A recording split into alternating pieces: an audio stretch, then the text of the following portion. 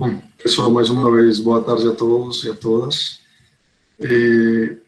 Esse mini curso, intitulado Grupo de Tranças de Arte e suas relações com os grupos cristалогráficos, é uma forma da gente, nós quatro, digamos assim, passar de uma forma de mini curso, parte dos estudos que a gente tem feito, das reuniões de pesquisa, muitas risadas e algumas imensas trocas de mensagens por WhatsApp, longas trocas de mensagens. A maior parte dessas trocas de mensagens muito técnicas, por sinal, e bastante interessantes e frutíferas, certo? Esse mini curso, ele será apresentado por Paulo, Mirelle e Renato. Eles estão aqui com as câmeras ligadas. Paulo, Mirelle e Renato presentes. Eles irão apresentar nessa ordem. Primeiro Paulo vai começar hoje, depois Mirelle e posteriormente Renato vai falar um pouco também. Todos devem ter recebido umas notas, um texto que apoia esse mini curso. Obviamente, tem bastante detalhes, bastante informação, que é um pouco difícil repassar em uma hora. Aqui vão explicar os detalhes de uma forma um pouco mais ampla. E tem detalhes mais específicos nas notas de mini curso que vocês podem encontrar em anexo ao e-mail, etc., que vocês já receberam. Ok? Então, de forma global, é isso. Desejo um bom mini curso para todos nós, principalmente para os ministrantes, desejo um sucesso na exposição das ideias. E, por enquanto, eu fico por aqui e passo a palavra para Paulo. Paulo, sucesso. Pessoas, boa tarde. Sejam muito bem-vindos. Espero que vocês curtam esses dias de mini curso, assim como a gente também vai curtir. Acho que a maioria não me conhece, né? Meu nome é Paulo, tá? Paulo César. Atualmente eu sou estudante de doutorado da UFBA e sou orientado pelo professor Oscar. Deixa eu avisar uma coisa. Perguntas, elas são muito bem-vindas e podem ser feitas a qualquer momento. Assim, a única coisa que eu peço é que, pelo menos, sinalizem, porque eu vou perder um pouco o controle aqui do Google Meet quando eu for para a apresentação, então talvez no chat eu não consiga ver as perguntas, tá bom? A gente está aqui te auxiliando se aparecer no chat. Ok, Paulo? Tá, beleza. Maravilha, beleza. Qualquer dúvida, vocês podem ligar o microfone e falar, viu, gente, também. Bom, então, iniciando a nossa apresentação, a gente vai ter 4 dias de encontro, tá? O tema, basicamente, é grupo de tranças e as relações desses grupos com os grupos cristalográficos. E nosso encontro, hoje, a gente vai falar um pouco sobre os grupos de trança, tá bom? Assim, eu inicio olhando para a palavra tranças, né? Essa palavra, ela não está ali por acaso, tá? Todo mundo, acredito, que é capaz de pensar em um objeto físico que lembre uma trança, né? Aí eu trouxe alguns exemplos: corda, um pão que geralmente ele aparece na ceia de Natal, a reprodução de um DNA. Isso são elementos que lembram uma trança. E é justamente essa trança que a gente vai começar a olhar hoje do ponto de vista da matemática. Como é que a gente olha esse objeto que é físico, né?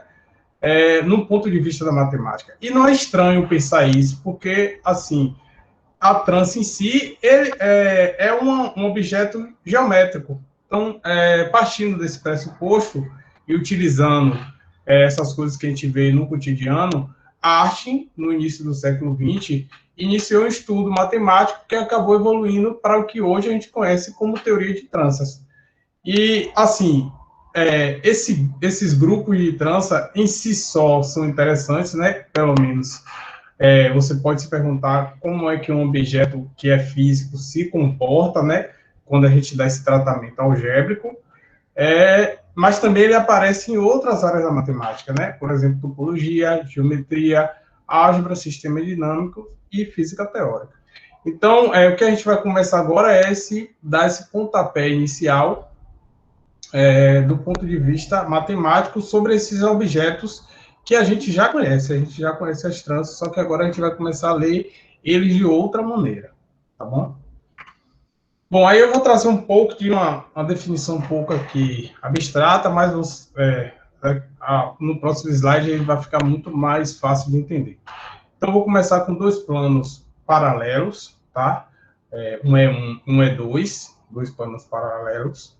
E aí, nesses planos, eu marco num plano superior, que aqui é o E1, eu vou marcar os pontos A, eu marco N pontos aqui e marco N pontos no plano E2. E aí, eu vou ligar esses pontos, cada ponto desse, eu vou ligar utilizando um segmento de reta, tá bom? E aí, qual é a ideia? Eu vou ligar todo ponto que está acima a um ponto que está abaixo. E aí, a gente vai ter, no caso, o que eu acabei de falar é basicamente resumido nessas três condições. Primeiro, que os segmentos de reta, aqui denotados por D, 1, D2, Dn, eles são 2 a 2 disjuntos. Então, cada ponto, cada extremidade tem o seu segmento de reta, tá? E cada segmento de reta, ele conecta um AI a um BJ, tá bom? Então, a gente não pode conectar o A1 ao A2, ou o B2 ao B4, enfim, a gente sempre sai de um ponto A e chega em um ponto B, tá? E aí, dado qualquer plano paralelo aos dois planos iniciais, a gente, passando esse plano, nessa configuração, né, nesse segmento de reta, a gente consegue um único ponto. Esse plano paralelo, ele intercepta o segmento, cada segmento, em um único plano. Basicamente, isso, a condição 3, ela garante que os nossos segmentos de reta eles estão descendo. De fato, sai do ponto A1 e chega a um ponto BJ, tá? Aí a gente vai começar a dar alguns nomes, os segmentos a gente vai chamar de corda, ou iésima corda, e aí eu trago algumas figurinhas para tentar exemplificar isso que a gente acabou de ver. Então a gente tem, aí eu flexibilizei um pouquinho, em vez de pegar exatamente dois planos, eu peguei um cubo, mas ali em cima a gente tem um plano, e aqui embaixo outro plano, a gente marcou os N pontos em cima e os N pontos embaixo, e aí eu vou ligar cada ponto de cima a um ponto de baixo, tá bom? Então, a figura aí vai exemplificar como seria a ligação desse segmento de reta. Beleza?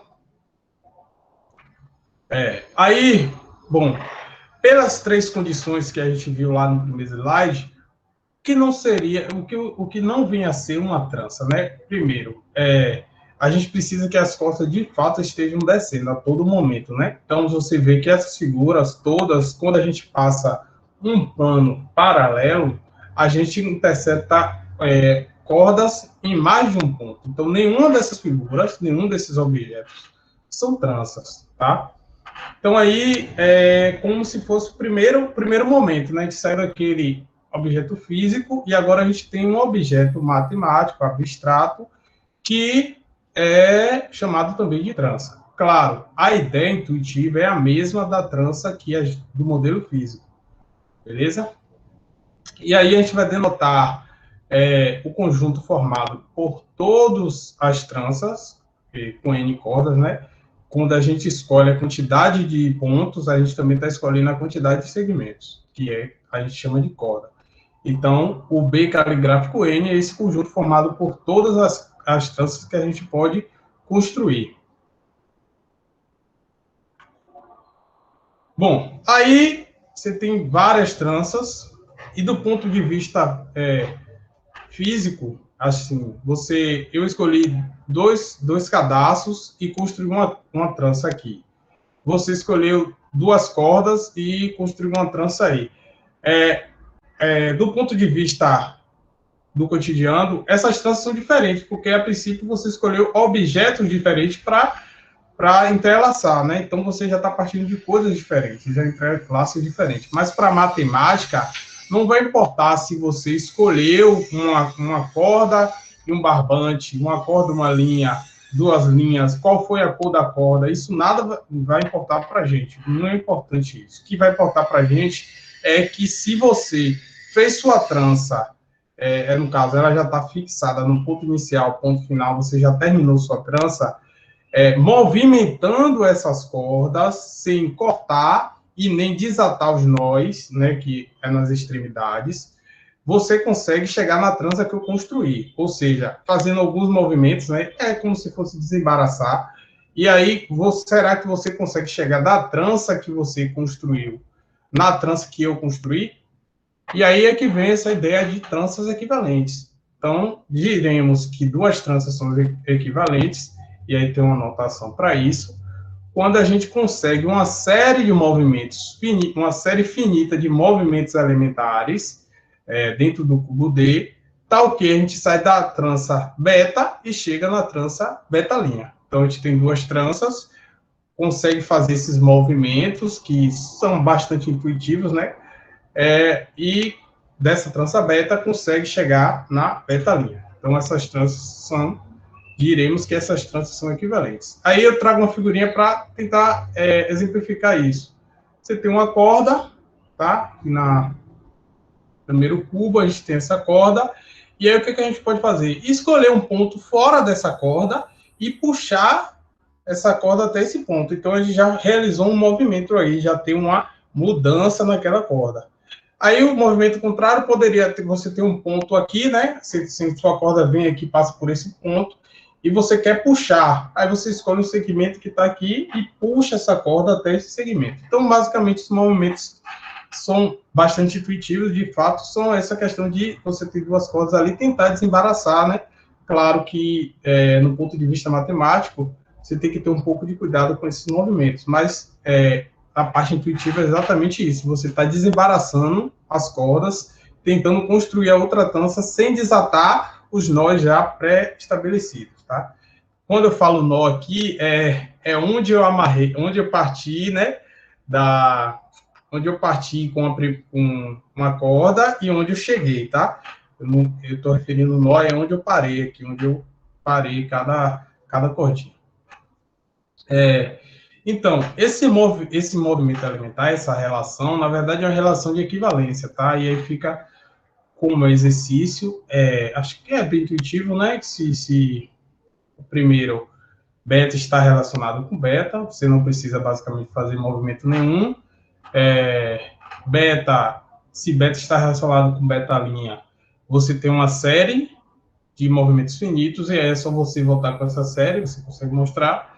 E se beta está relacionado com beta' e beta' está relacionado com gama, você consegue partir para beta', depois de beta' chegar em gama. Então, em todos os casos aí você consegue mostrar que essa relação de fato é uma relação de equivalência.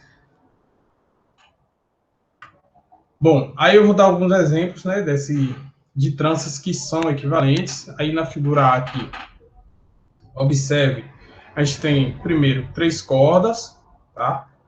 3 cordas cada uma dessas tranças.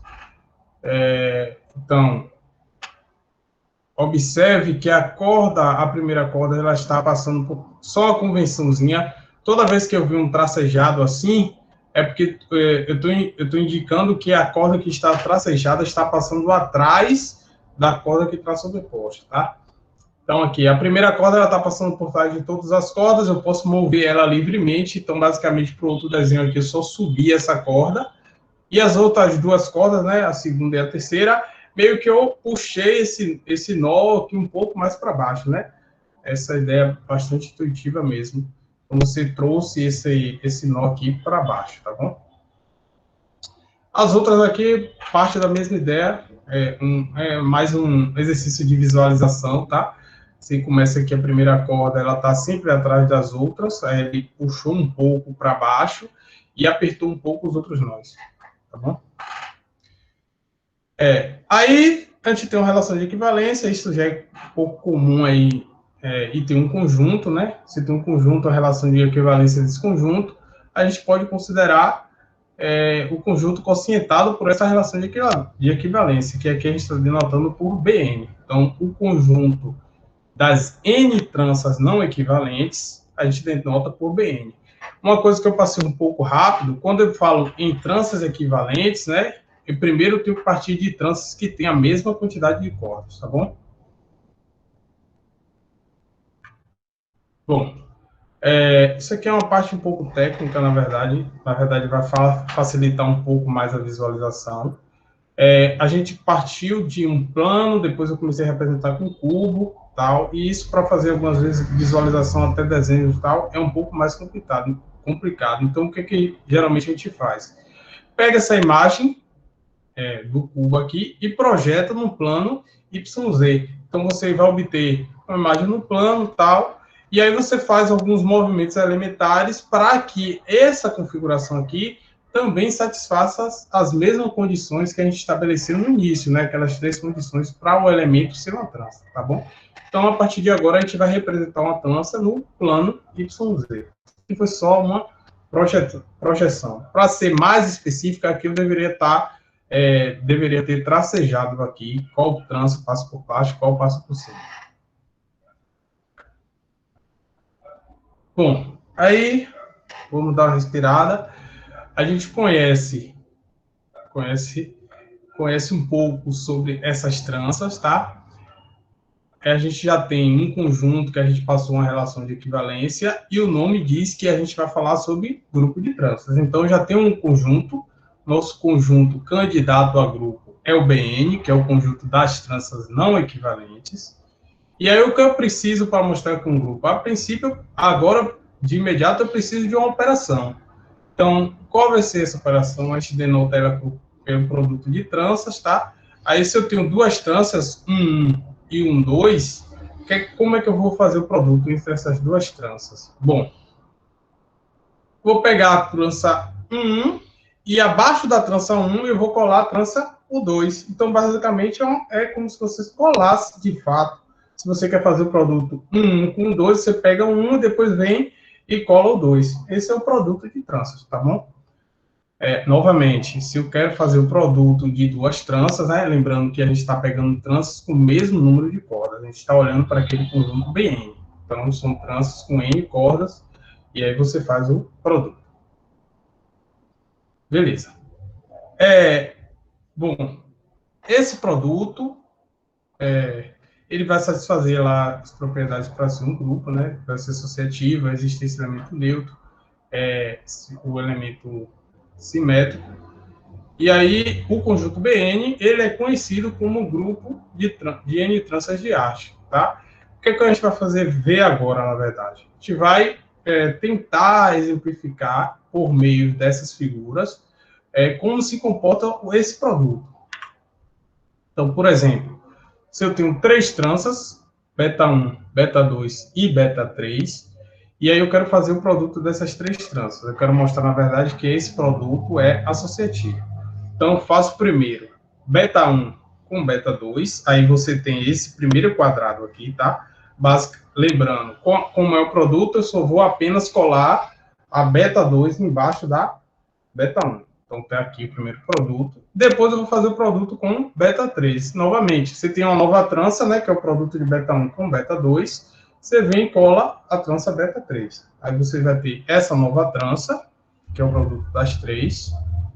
Só que observe, pela construção do produto, eu sei exatamente onde começa e onde termina cada trança. Por exemplo, beta 1 começa aqui e vai terminar aqui. É só se você lembrar qual é o desenho de beta 1. Então, ela termina aqui. Então, o que é que eu faço? Eu posso marcar, né? Claro, isso eu posso marcar. Isso aqui é beta 1, como foi feito aqui na figura C. Isso é beta 1. E aí embaixo eu vou ter o produto de beta 2 com beta 3. Então, aqui eu posso fazer o seguinte. Você usa movimento elementar, e aí você vai ter que... Aqui você separou, né? 2 tranças, é o produto de beta 1 com beta 2. É o produto de beta 1 com o produto de beta 2 com beta 3. E aí você olha agora para o produto beta 2, beta 3, que basicamente é essa parte que está aqui embaixo, e aí você mostrou essa sensibilidade, beleza? Aqui é a questão de visualização mesmo. Você é só lembrar como é feita a colagem e recuperar a informação que você quer, tá? Aí na figura D, eu dou um exemplo assim, o grupo, até então, essa construção, né, o grupo poderia ser abeliano, mas de fato ele não é abeliano, e aí a gente tem um exemplo aqui, você faz o produto de beta 2 com beta 3, esse produto não é equivalente, ou melhor, não é igual a beta 3, beta 2. Então aqui é só visualizar, por exemplo, Você pode olhar a primeira corda nesse primeiro produto vai passar aqui embaixo, aqui ela já vai passar por cima, então, a princípio, como você não pode cortar, a tendência é que essas tranças sejam diferentes. Realmente, esse exemplo, ele vai ficar mais fácil daqui para frente, porque, assim, mostrar, em teoria, o que é que a gente teria que mostrar aqui agora para mostrar que esses dois produtos são diferentes? A gente teria que mostrar que não existe uma série finita de movimentos elementares, tal que você parte da trança beta 2, beta 3 e chegue na trança beta 3, beta 2. Mas um pouco à frente a gente vai descobrir outras maneiras de identificar quando duas tranças são diferentes. Bom, aí falei da associatividade, agora elemento neutro. A ideia do elemento neutro é bastante simples, você tem os pontos e você vai passar segmentos de reta ligando cada ponto. Então, você vai partir um segmento do ponto A1 e ele vai chegar no ponto exatamente B1, A2, B2 e assim sucessivamente. Então, esse vai ser o elemento neutro no grupo de tranças, tá? E o inverso de um elemento, basicamente, é você espelhar. Por quê? Observe, você tem beta aqui. Se você bota um espelho aqui no final de beta, você vai ter uma imagem contrária à beta, que a gente está chamando de beta barra. Quando você faz o produto com essa imagem contrária, você consegue fazer movimentos elementares até encontrar a trança trivial. Por exemplo, aqui nesse produto você tem a primeira corda. Ela está exatamente por trás de todas as outras cordas. Você simplesmente pode puxar essa corda e transformar ela em um segmento de reta, tranquilamente. Aí falta mostrar as outras duas, mas observe, é como se elas estivessem, elas estão enroladas assim. Você desenrolando, você consegue mostrar que as duas outras cordas, você consegue chegar em segmento de reta. Isso, segmento de reta. Bom, alguma dúvida, pessoal? Algum comentário? Então, não, tudo certo, Paulo. Tá. Então, o que é que a gente conseguiu até agora? A gente já conhece, já tem uma ideia do que vem a ser o grupo de tranças. Aí, a partir de agora, eu vou começar a trazer alguns elementos desse grupo de tranças. Aí, o primeiro é um morfismo, que é bastante conhecido aí, que é a permutação associada a uma trança. Qual a ideia desse homomorfismo? Você tem uma trança, né? Não, tá aqui, beleza. Você tem uma trança lá, então você, quando escolhe a primeira corda ela vai partir do primeiro ponto, mas a gente não sabe onde essa corda vai parar. Então, o que é que esse homomorfismo vai marcar? Ele marca justamente onde essa corda parou. Então, por exemplo, um 1 vai em J1, porque isso está me dizendo que o A1 foi ligado ao J1, tá? Então, aí, a partir daí, você extrai uma permutação. Então, A1, você associou uma imagem, ao 2, você associou uma imagem, e assim por diante. Então, sempre, quando a gente fala de permutação dissociada, a gente está interessado onde começa e onde termina cada corda, tá? Aí, essa função... Eu acho que eu adiantei. Beleza. Essa função é um morfismo, e a imagem dela, a gente chama de permutação associada a beta. A imagem dela é uma permutação aí no grupo SN. Aí eu vou trazer alguns exemplos aqui. Então, a gente tem essa trança, né? Observe, a primeira corda parte de P1, mas a gente não sabe até então onde ela chega. A gente ela chega em P2. Então, vou dizer que 1 vai no 2, tá aqui. Aí a gente pode olhar agora o 2. Qual é a imagem do 2? A segunda corda... Paulo? Oi. Tem uma pergunta aqui de Norton. Se a ordem dos pontos influencia o grupo BN. Ou seja, por exemplo, se trocar os pontos de B1 por outro B2, se o grupo BN altera. Tá. Se é que eu entendi, quando a gente parte da construção, a gente fixou os pontos.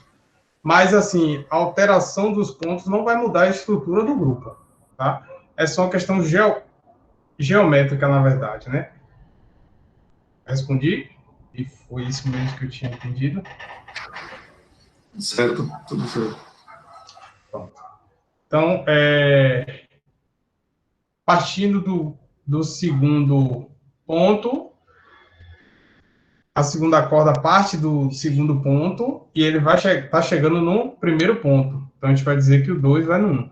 E aí, a terceira, ela parte, no caso, a gente só tem 3 cordas, e aí só vai ter uma opção, que é ela partindo do terceiro ponto, chegando no terceiro ponto. Aí, em permutação, a gente não representa, na verdade, que não está representado, o elemento trivial, né? Porque eu estou dizendo que o 3 vai no 3, e esse é um elemento trivial aí no SN. E aí acontece basicamente a mesma ideia para os outros casos aqui. Deixa eu ver. Que P1 vai em P3, então 1 vai no 3. P2 vai em P1, tá? Só para ser um pouco didático. P1 vai em P3, beleza, 1 vai no 3. Aí eu tenho que descobrir qual é a imagem do 3. P3, que vai em P2, beleza. Qual é a imagem do 2 agora? P2 vai em P1. Então, a gente fechou o nosso ciclo ali, tá? Bom, aí tem duas tranças que eu queria chamar a atenção. Primeiro, a trança identidade. A gente sempre vai ter que a primeira corda vai no primeiro ponto embaixo também, a segunda corda vai para o segundo ponto embaixo, a terceira corda termina no terceiro ponto embaixo e assim sucessivamente, tá? Então, não tem alteração, ou seja, olhando para o grupo simétrico, a permutação associada é identidade, só que esse elemento, ele aqui é o elemento neutro, mas isso acontece também em outras tranças, que não necessariamente são elemento neutro. Por exemplo, a gente tem essa trança aqui, P1 vai em P1.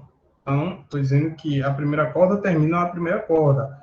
A segunda corda começa aqui e termina também na segunda corda. Terceira termina na terceira e a quarta termina na quarta. Então, a gente também tem que esse cara, daqui a pouco, quando a gente mostrar que essa função sigma é um homorfismo, esse cara aqui vai pertencer ao núcleo desse homorfismo.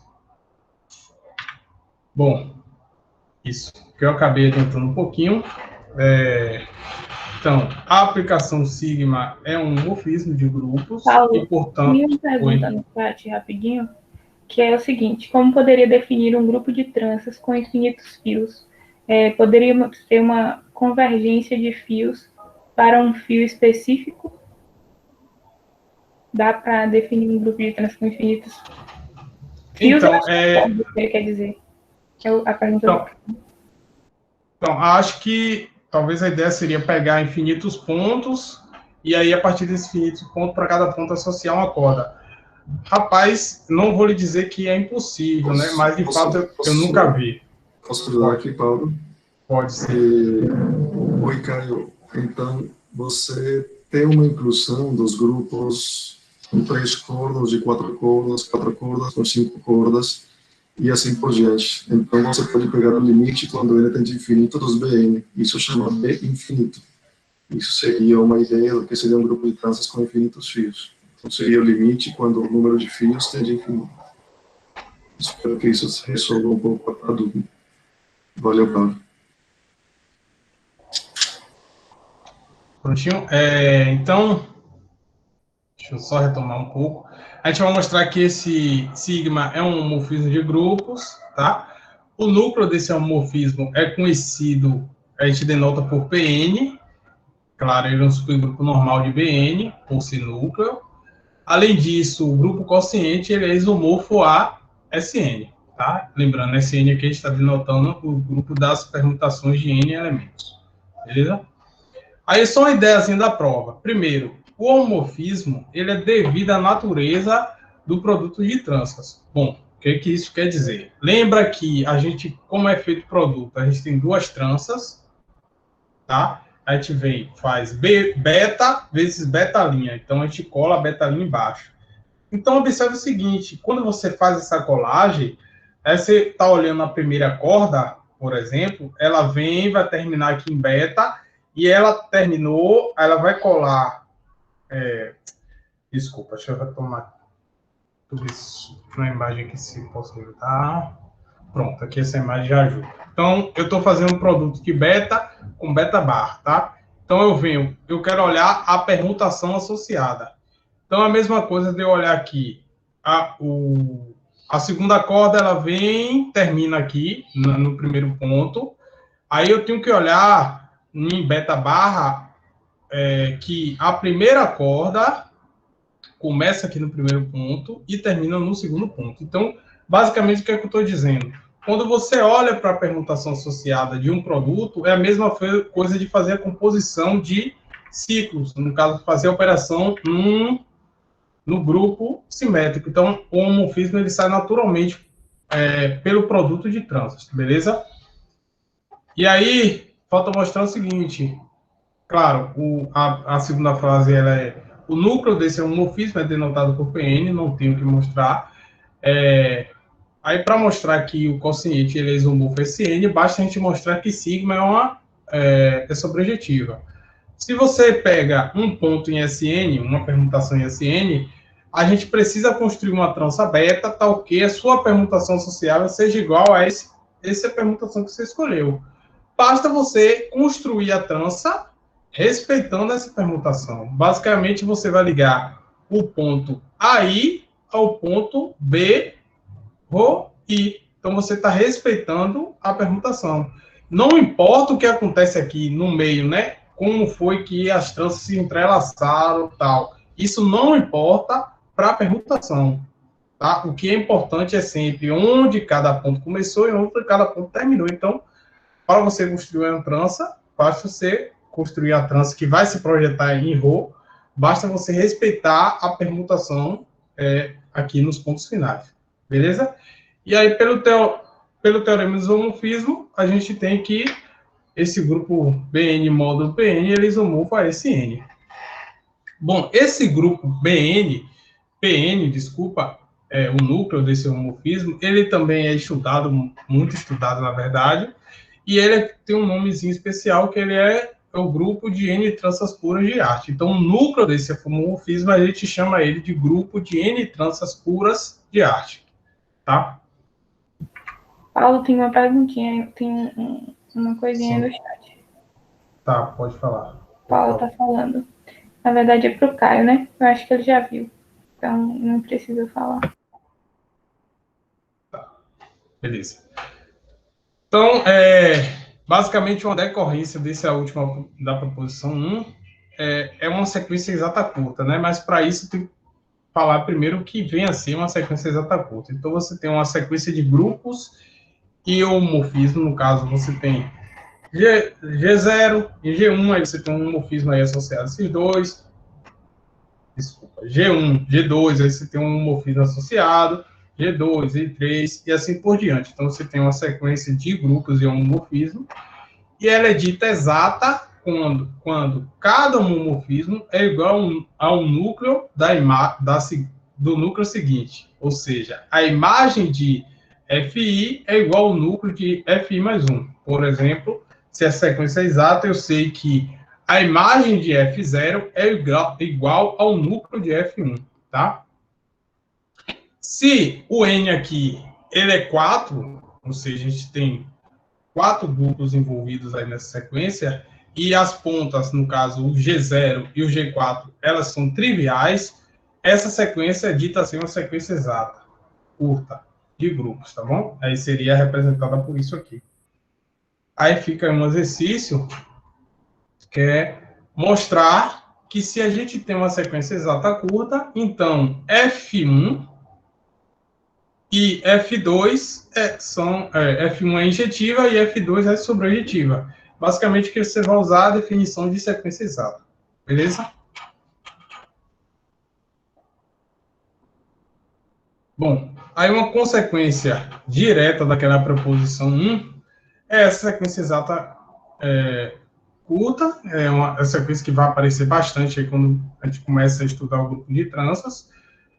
O BN, lembrando, a gente já definiu ele como um núcleo do homomorfismo sigma, aí iota representa a inclusão, e você tem lá o sigma que a gente mostrou que é o homomorfismo. Então, a gente tem essa sequenciazinha aí, tá? Bom, aí, aqui, a partir desse momento, só recapitulando, a gente começou com trança, né, um objeto geométrico, tal, coletou essas tranças, colocou em um conjunto, a gente tinha lá todas as tranças, depois a gente passou esse conjunto uma relação de equivalência, aí a gente ganhou todas as tranças não equivalentes, colocou um produto nesse conjunto e meio que caminhou para mostrar que esse grupo, de fato, é uma trança, ou esse conjunto, de fato, é um grupo. Depois a gente definiu um morfismo sigma, que é a permutação associada a uma trança. Aí chegou agora, nesse momento, que é a sequência exata pura. Bom, essa introdução inicial, basicamente, não é que você pode pular, a intuição é muito importante, mas, assim, existe também um tratamento puramente algébrico, né, que, a princípio, você não precisa olhar para essa ideia geométrica das tranças. O que é que eu estou querendo dizer? Eu poderia simplesmente definir o grupo de tranças como sendo o grupo que admite essa apresentação que vocês estão vendo. Só que, assim, a ideia como foi construída pelo Artin, primeiro ele traz, de fato, uma abordagem intuitiva, né, partindo muito dessas questões de diagramas e tal, e, posteriormente, ele traz essa ideia mais algébrica, uma abordagem mais rigorosa, tá bom? Então, a gente vai ter uma apresentação para esse grupo de tranças, o BN, aí isso é um teorema lá no livro do Murasugi, que a referência a gente vai ver daqui a pouco. Então, a gente vai ter N-1 geradores, que a gente denota por sigma 1 até sigma N-1, e a gente vai ter duas relações aí, na verdade, um conjunto de duas relações. Primeiro, é que você consegue, se você tem sigma 1 mais 1, sigma 1, você consegue fazer meio uma espécie de troca, aí vai para sigma, isso é igual a sigma I mais 1, sigma I mais 1, tá? E se você está distante o suficiente, distante, o que eu falo é, se você tem cordas separadas suficiente, você consegue que esses dois caras comutem, tá? Aí, voltando... Tá, beleza. Então, essa é a apresentação para BN, e aí a gente também consegue uma apresentação para PN. Aí, usando um método de Hadamard-Schurz, essa pronúncia realmente é complicada, a gente consegue uma apresentação para BN, PN, e também a gente vai encontrar essa demonstração lá no livro do Murasugi, teorema 3.8. Aí, para o caso de PN, a gente vai ter geradores AJK, que ele é dado por escrito dessa maneira como geradores de BN, e a gente tem 4 relações, né? A primeira, basicamente, se você tem espaço, esses geradores comutam, e aí, basicamente, algumas trocas também. Bom, para voltar um pouco para essa ideia geométrica, aí a gente vai ter a representação geométrica do gerador sigma I, né, de BN. É como se você olha, você tem as tranças, né, e aí você pode olhar cada cruzamento, o que acontece em cada cruzamento. Você trançou, mas, de certa forma, a trança, em algum momento, ela se cruzou com outra. Então, você olha, se a trança I está passando por cima, aí você tem o gerador sigma I. Ele é representado justamente nessa figura. Então, aqui eu estou dizendo que a corda, geometricamente, o gerador sigma I representa quando a corda I passa por cima da corda I mais 1, tá? Basicamente, a ideia é essa, geométrica. Aí, a J, ele vai partir, a corda J passa por atrás de todas as outras cordas que estão à sua esquerda, passou por trás de todas, volta, entrelaça a corda I, né? Ele passou por trás da corda I, passou por cima da corda I, e novamente volta passando por baixo de todas as outras cordas, beleza? Então, a gente tem uma representação geométrica desses dois geradores. Um é gerador de BN, o outro é gerador de PN. Bom, alguma pergunta, comentário? Podem ficar à vontade. Agora tem uma continuação da pergunta de Caio. Ele gostaria de saber se é possível ter uma trança infinita, mas com um certo ponto de acumulação, dito de outra forma, como se esse ponto limite acabaria tendo uma permutação trivial. E, bom, eu falo por mim, Caio não saberia responder essa pergunta. Não sei se Paulo tem alguma coisa a acrescentar. Não, também não tenho ideia. Eu não saberia muito bem, Caio, mas eventualmente uma abordagem das grupos de tranças usando os chamados Latin Class Groups. Aí você tem um certo difeomorfismos das superfícies orientáveis, e eu não sei se eventualmente dá para pensar em certos grupos de difeomorfismos de superfícies perfuradas infinitamente ou de superfície de rima, mas eu não conheço muito nessa direção. Não sei se alguém na plateia tem algum conhecimento, pode complementar.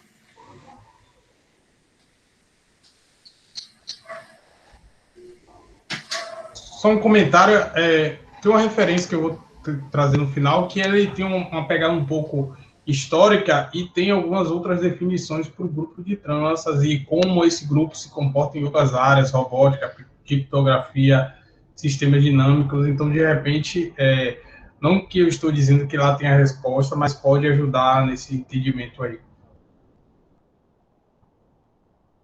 Algum comentário, pessoal? Tá. Então, a gente agora... Antes de continuar, Paulo tem uma pergunta. Se Josiane pergunta se todas as tranças que saem e chegam nos mesmos pontos são equivalentes. Sai, chega no mesmo ponto. Bom, essa pergunta é boa, na verdade. É porque, assim, como eu comentei, né? Eu vou até voltar aqui o slide. Por exemplo, a gente tinha aqui a transidentidade e tinha essa...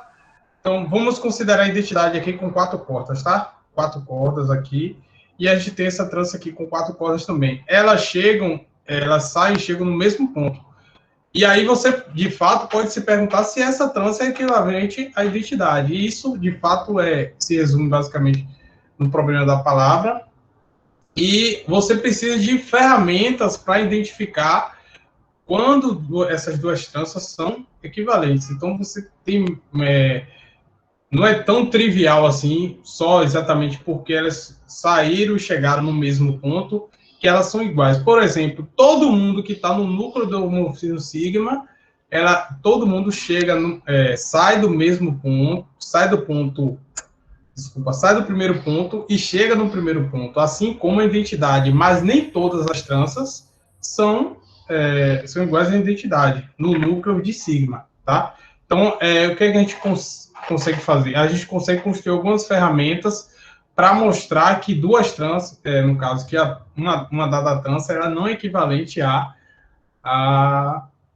trança identidade. Por exemplo, qual seria uma dessas ferramentas? O sigma seria uma ferramenta, só que meio que sua pergunta ela já cai no caso que o sigma não consegue responder, né?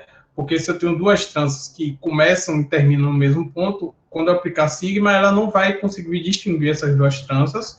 Mas aí eu tenho um outro variante de tranças, né? E é essa aplicação exponencial. Repito, pode responder se essas duas tranças, no caso, são equivalentes, tá bom? Pode ser que também não responda, tá? Aí acho que, de fato, isso tem no livro Murasugi, tem um detalhamento melhor, quando elas têm todo um penteamento, que a gente chama, tal, tem uma abordagem que você pode fazer para descobrir se, de fato, elas são equivalentes. Que isso passa, basicamente, como eu falei, pelo problema da palavra. Beleza? Beleza, Paulo. Só agradecer a Paula pelos comentários. Talvez Caio pode ter uma ideia nesses grupos de Houghton. Pode ser útil. Obrigado, Paulo. Tá. Bom, então, esse invariante, como eu falei, é uma função que a gente está denotando por exponencial, que pode dizer quando duas tranças não são iguais, né? Não são equivalentes. Então, como é definido isso? Você tem uma trança beta, e aí você escreve beta nos geradores, tá? Onde esses épsilons aqui é 1 ou menos 1. Então, você tem um elemento de um grupo, isso é uma coisa meio típica, você escreve esse cara na base. Então, você tem a escrita dele na base, beleza? E aí você vai pegar a exponencial e vai fazer o quê? Vai somar o expoente, esses expoentes que aparecem na escrita da base. Lembrando, epsilon é 1 ou menos 1. Então, você vai ter que... A exponencial de beta é a soma dos seus expoentes. Então, essa exponencial é a variante de grupo de trança, ou seja, se eu tenho duas tranças equivalentes, a exponencial dessas tranças são iguais. Aí, para meio que ajudar a resposta, se essas exponenciais são diferentes, então as tranças não são equivalentes, beleza? E aí eu vou dar um pouco da ideia da prova. Primeiro, você está partindo de duas tranças equivalentes. Então, você contém uma sequência infinita de movimentos elementares que sai de beta 1 e chega em beta 2, beleza? Só que, assim, cada gama aí que está envolvido, eles são elementos, né? No caso, eles podem ser representados pelos geradores do grupo, que são os sigmas, e a gente pode escrever ele justamente com o expoente 1 ou menos 1. Então, eu vou escrever ele, e partindo do sigma i para chegar no sigma i mais 1, o que é que a gente vai fazer? Qual o tipo de mudança algébrica que a gente faz? A gente adiciona um elemento neutro, que basicamente é um conjugado de uma relação, né? Então, a gente tem a relação no grupo, se a gente faz, é como aquela ideia de somar zero, só que você vai estar somando um zero que vai lhe ajudar, né? Por exemplo, 2 menos 2 é um zero, só que talvez um zero que mude a conta. Então, justamente essa ideia aqui. Para sair de gama i para chegar em gama i mais 1, você adiciona um conjugado de relação que é trivial, e aí o exponencial desse conjugado de relação é zero. Então, quando você olha para o exponencial de gama i e olha para o exponencial de gama i mais 1, eles são iguais porque o que você adicionou, a exponencial é zero. Então, com isso, você mostra que se duas tranças são equivalentes, elas têm a mesma exponencial. Beleza? Então, isso aí pode ajudar buscar essas respostas se duas tranças são ou não equivalentes. Bom, aí já um pouco de próximos capítulos, tá? Um objeto importante que aparece é o full twist, com N cordas, que é denotado por ΔN, tá? Aí, escrito como geradores de tranças, ele é a potência, você pega todos os geradores, o produto de todos os geradores, e leva a potência N, e a gente tem uma representação geométrica desse cara, no caso de 5 cordas, ele é representado dessa forma, é como se ele tivesse ali 5 cordas, você pega aquela corda e dá uma volta completa, por isso que o nome é full twist. Então, a ideia do full twist é você pegou a trança trivial e deu uma volta completa, e aí você vai conseguir visualizar geometricamente esse full twist. Tá. Bom, falar um pouco das referências. A primeira o primeiro artigo de arte que começa a tratar sobre as tranças, e de fato esse artigo ele traz uma abordagem bastante intuitiva, né? Acho que apelando bastante para essa questão geométrica mesmo, visualização. Aí a segunda referência é onde ele começa a trabalhar mais rigorosamente os grupos de trança, né, no ponto de vista mais algébrico. A terceira foi o que eu acabei de comentar, que traz uma pegada histórica, e aí você pode encontrar algumas outras definições, por exemplo, o grupo de trança definido como espaço de configuração. Essa definição, se eu não me engano, tem mais uma definição, então pelo menos 3 definições diferentes para os grupos de tranças nessa pegada meio histórica, e traz também como aparecem os grupos de trança em outras áreas, biologia, robótica, criptografia. Então é um artigo assim para quem quiser entender um pouco mais da área e tal, ele é muito bom. E a quarta referência é o livro do Murasugi, que, na verdade, é basicamente o que deu norte aqui para essa apresentação. É um livro para quem está começando teoria de trança muito bom, né? Tem todo esse apanhado inicial, tá? E é isso, pessoal. Espero vocês quinta-feira. Quinta-feira a gente vai estar com o Mirelle, vai começar a falar um pouco sobre o centro dos grupos de tranças. Ô Paulo, antes de concluir, por favor, algumas pessoas esqueceram de colocar os seus nomes para confirmar a presença no dia de hoje. E as pessoas que não confirmaram os seus nomes no chat, por favor, possam colocar agora, tá certo?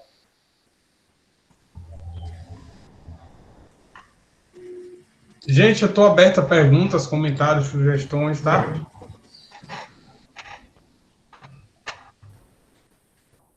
Tá ouvindo, Paulo? Sim, muito bem.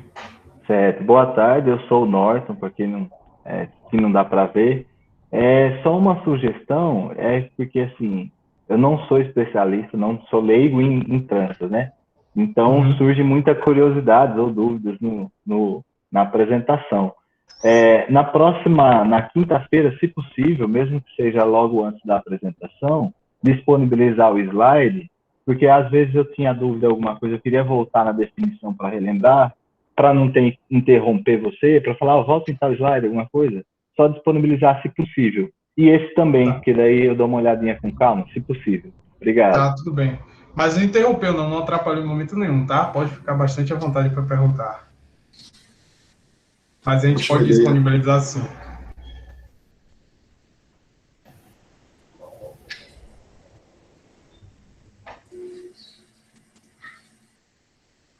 Perguntas, sugestões para o Paulo, pessoal? No caso, o Oscar ou o Paulo pode responder. Vocês vão disponibilizar o link dessas gravações também? Está disponibilizado no canal do YouTube do Instituto de Matemática da UFBA.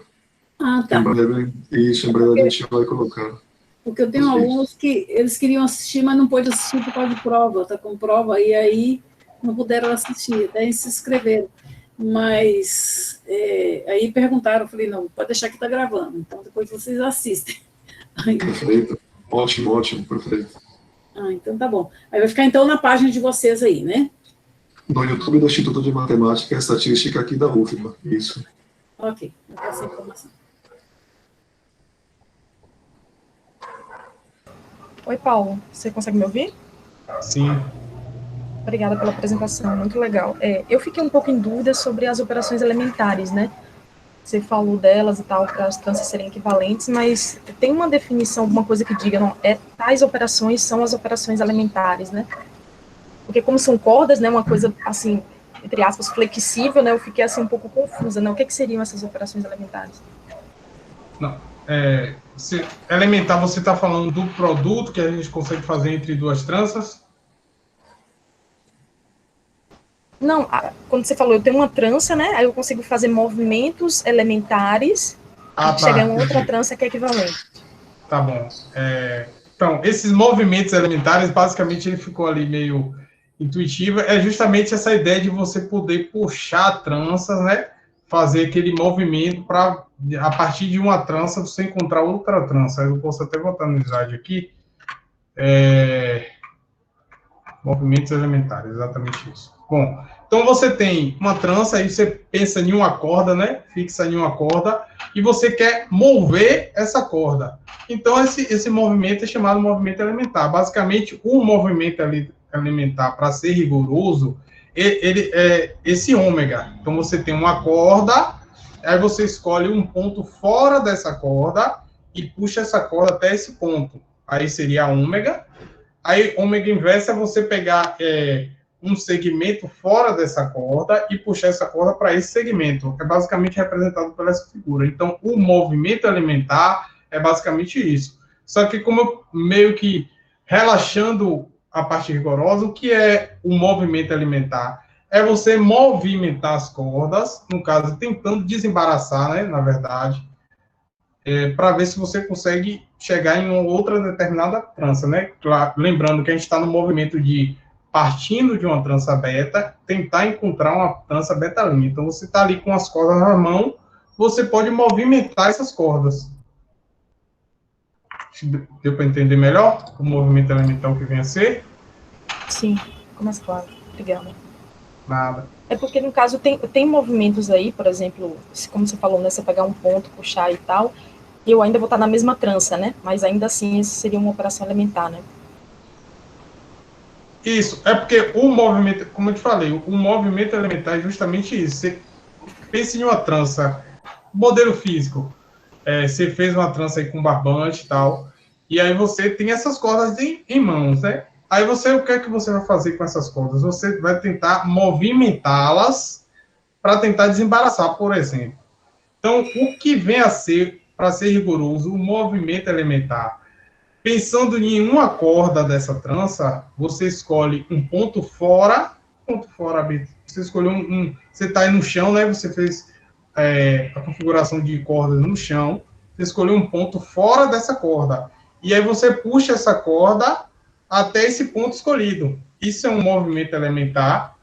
O outro movimento elementar é você voltar com essa corda. Você tem um segmento aqui, na verdade você escolhe 2 pontos na corda e traça um segmento dos 2 pontos, segmento entre esses 2 pontos. E aí você volta com essa corda para esse segmento. Então, basicamente, é esticar e encolher a corda. É um movimento elementar. Assim, entendi. Obrigada.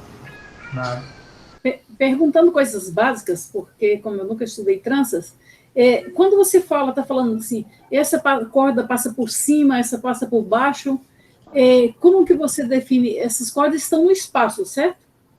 Sim. E para definir o que está por cima e o que está por baixo? Bom, assim, do ponto de vista geométrico, na base do desenho. O que é que eu quero dizer?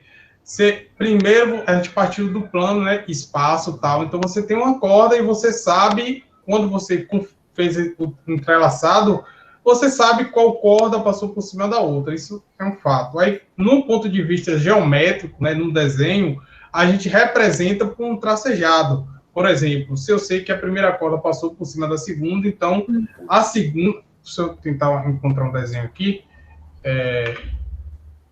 Pronto, aqui tem vários exemplos. Então, a gente vem, a primeira corda, ela passou por baixo aqui da terceira corda. Então, estou tracejando ela para representar que ela está passando por baixo. Tá? Então, aí, a mesma...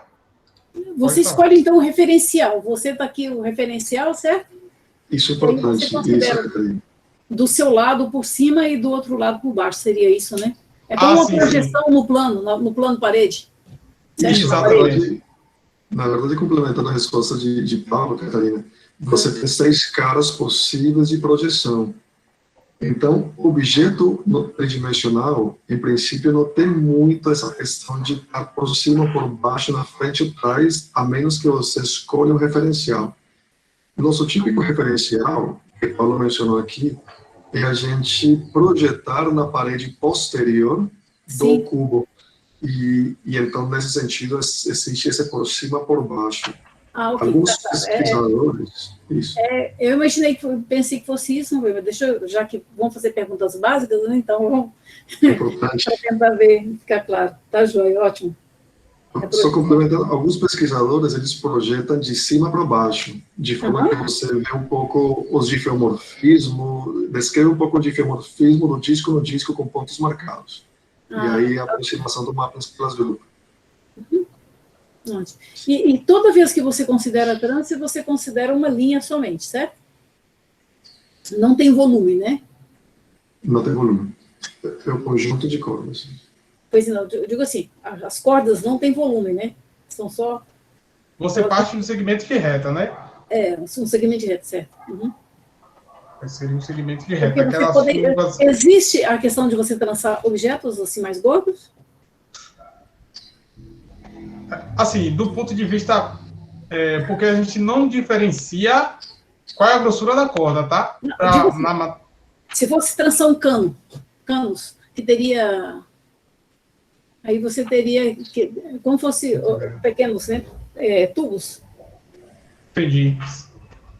Oscar poderia teria mais informações, né? Teria muito mais. Se você apenas coloca grossura, volume, não faz muita diferença. Porque daí vai ser muito mais informações.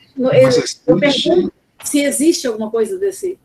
Existe uma coisa chamada grupo de túnel. E aí no grupo de túnel você tem um certo tipo de... como se fosse uma vizinhança tubular, sabe? Você tem uma placa grossa e dentro dela você tem traças se emaranhando. Então, esse grupo ele é um pouco mais rico, certo? Em que você permite que tenha cordas grossas que contêm cordas se movimentando. Isso é conhecido como tunnel group, grupo de túnel. Maria. Pode ter coisas dentro de coisas separando. Aí, no caso, elas podem interceptar um dentro do outro, por exemplo, né? Não só estar por cima e por baixo, né? Intercepções não são permitidas no sentido cano, passar dentro do outro. Não. Teria a mesma regra, o que eu conheço. Por baixo. Os túneis, pode ter mais de um, eles têm que respeitar a mesma condição de lados de nível. Sim, é como se fosse túneis de carro, então um não pode interceptar o outro, porque os carros vão bater todos, né? Aí, ok.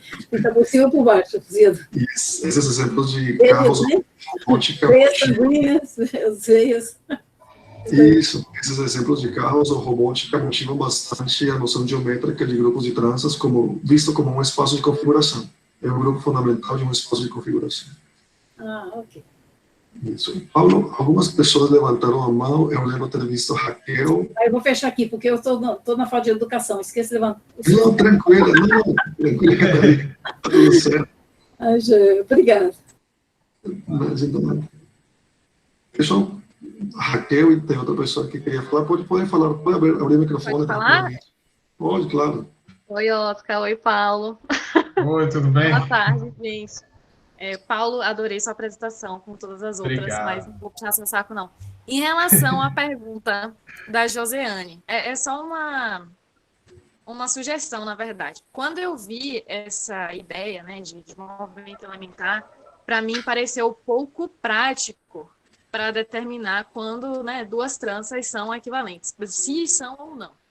Né? Então, a gente teria que exibir, né, toma aqui, qual é a série finita, né, de movimentos elementares que transformam uma na outra.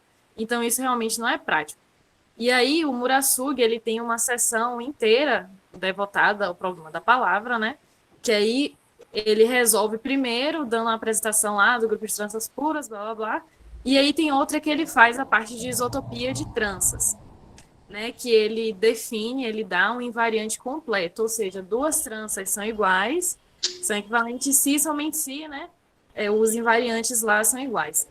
E aí, para ele mostrar essa equivalência, ele já olha para essa definição de movimentos elementares com coisas que a gente está mais familiarizado, né?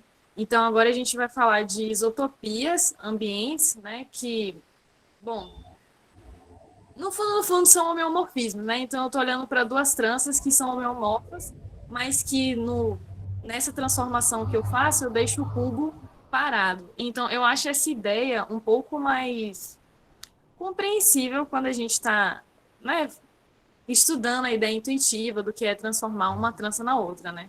E também mais prática não, porque dar exatamente um homeomorfismo nunca é fácil, nunca é prático, né? Calcular invariantes é algo mais prático. Então, isso que a Josiane perguntou, realmente essa noção de movimento elementar, ela é meio rústica perante a toda a teoria que dá para se desenvolver quando você tem mais ferramentas de topologia algébrica, né? E aí, para isso, você vai precisar de grupo fundamental, você vai precisar de homeomorfismo, dos negócios tudo, para poder mostrar. Mas, assim, no começo, essa ideia realmente de deformar uma na outra é o que a gente tem em mente, né? Quando a gente está estudando. Caio, me corrija se eu estiver errado, porque a gente estudou isso junto semestre passado. E eu só queria deixar, assim, como curiosidade, de que essa definição de movimento elementar, ela se expande, assim, num negócio que é fascinante. E aí dá para resolver vários problemas com ferramentas mais práticas. E é isso. O pessoal que entende de tranças mais do que eu, bem mais, pode complementar aí. Obrigado, Raquel. Obrigado, Raquel. Pessoal, eu não consigo identificar aqui o nome, mas tem alguém com o nome Backup. Eu não consigo. Perdão, meu nome é André. Parabéns ao Paulo, achei excelente a apresentação. Mas obrigado. Você, no máximo, cruzou duas cordas simultaneamente. Poderia cruzar três cordas simultaneamente? Na hora que você fez a projeção, tem uma pessoa que diz que não. Mas de onde... porque eu não vi nenhuma definição que diz que não poderia se cruzar três cordas simultaneamente, quando você projeta a interseção. Tá. Três se encontrando no mesmo ponto? Poderia sim dar 3 cordas. E todos os exemplos, somente 2 cordas se cruzam, se entrelaçam. Tá, pronto. Mas poderia ser... Assim, basicamente, isso passa no momento que a gente faz a projeção. Porque, assim, quando você está em um ambiente espacial, né, e você projeta, pode acontecer que 3 cordas estejam se tocando no mesmo ponto. Só que aí você usa um movimento elementar, no caso, puxa uma corda dessa e deixa o cruzamento um pouco para baixo. Então, tipo, o que eu não... Você entendeu o que eu falei? Sim. Pode ocorrer na projeção, de fato, que 3 cordas estejam passando pelo mesmo ponto, só que aí você consegue puxar essa corda e deixar ela um pouco abaixo do que o cruzamento de baixo. Por isso que, na verdade, nos exemplos não aparece esse tipo de coisa. Porque ali a gente já está... Exatamente, a gente já está puxando ela para outro ponto. Perfeito. Muito obrigado. Tá. Obrigado. Norton tinha alguma coisa para falar? Tenho, obrigado, Oscar. Eu vou aproveitar o momento. Paulo, aquela hora eu não parabenizei, mas parabéns, foi muito boa a apresentação e intrigante. Você poderia ir no slide que tem, antes da sequência exata curta que você faz, que tem aquele homomorfismo, que depois vira isomorfismo, quando você passa o quociente. Aí, antes um pouquinho, o slide anterior. Isso, aí, ó. Agora sim, eu vou dizer o que eu entendi e você me corrige o que estiver errado, por favor. Tá bom. Eu entendi que, por exemplo, as tranças BN são tranças que partem do quantidade N em cima e chega embaixo, mas não necessariamente tem uma ordem. Qualquer trança que sai de cima e chega embaixo e preserva a propriedade de trança. Agora, já as tranças puras são qualquer trança que mantém a ordem. O primeiro vai no primeiro, o segundo no segundo, o terceiro no terceiro. Não importa o que ela faz se ela enlaça duas cordas ou entre coisas assim. E já o SN, você pode identificar com tranças, vamos dizer assim, ou um vai no 1, o 2 vai no 2 e reto, elas não entrelaçam, certo? Então, geometricamente, essa identificação, a minha percepção que eu tinha é assim, a cada trança que você tem do BN, que na verdade é uma classe de equivalência, né? Mas vamos pensar só numa trança. A cada trança do BN, que não importa onde que vai, não importa a ordem, um vai no 3, o 3 vai no 4, você consegue achar uma trança pura, que você consegue fazer o produto, e ela é equivalente a uma que um vai no 1, eu digo assim, a uma da SN, é isso ou não? Vamos dizer assim, ó, pega uma trança do BN, que o 1 vai no 3, ou de 1 até 5, de 1 vai no 3, o 3 vai no 4, e ele faz e dá uns laços lá nas outras cordas. Aí, você tem alguma trança pura, que o 1 vai no 1, o 2 vai no 2, o 3 vai no 3, mas acontece alguma coisa ali, que a hora que você compõe essas duas, ela te dá como resultado a trança, por exemplo, o 1 vai no 1, o 2 vai no 2, o 3 vai no 3, uma SN, uma trança da SN, ou não, a interpretação minha está errada. Tá, ó, de fato que você falou do BN ser os caras que mudam a ordem ali embaixo, PN mantém a ordem, beleza. Agora, assim, pegando um cara de BN, um cara de PN, quando você faz o produto, a permutação de BN, do cara de BN não muda, porque a permutação associada a PN é trivial. Então, quando você olha geometricamente e você faz esse produto, né, que colou embaixo, então a de baixo vai começar no 1 e terminar no 1. Então, não vai mudar a permutação. Não vai mudar a permutação do cara de BN que você escolheu. Não sei se eu respondi a sua pergunta. Então, porque basicamente, sim, se você olhar algebricamente, pegue um elemento em BN e um elemento em PN. Aí você passa esse homomorfismo sigma. Aí você quebra a propriedade do homomorfismo. Um é trivial e a outra é ela mesma. Então, não tem como mudar esse produto. Uma chance de mudar isso seria 2 de IBN. Não, mas assim, entenda, eu entendi que não vai mudar a permutação. O que acontece é que o seu homomorfismo, ele vai ser um isomorfismo, quando você passa o quociente, com o SN.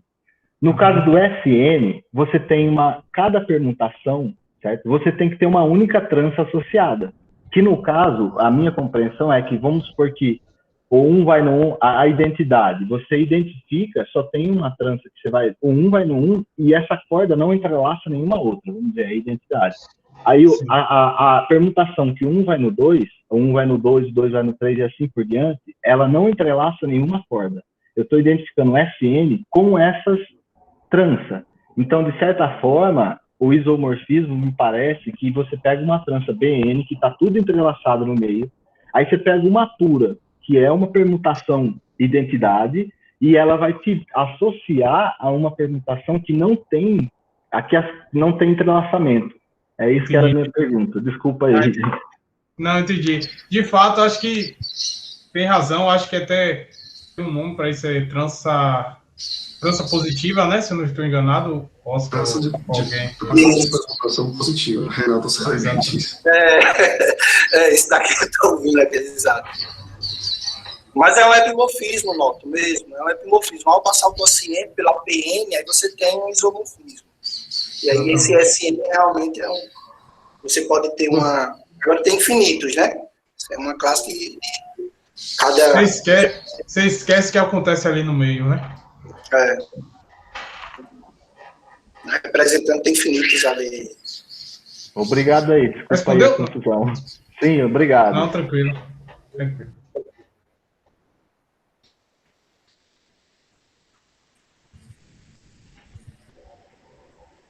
Deixou mais perguntas, comentários para Paulo?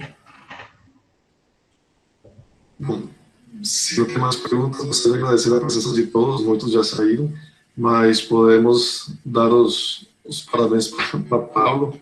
Vamos bater palmas para os microfones, por favor.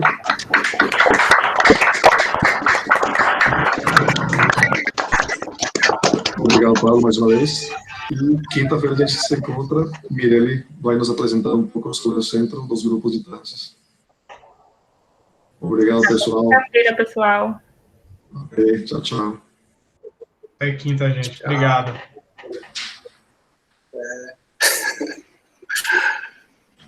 Parabéns, Paulo. Valeu.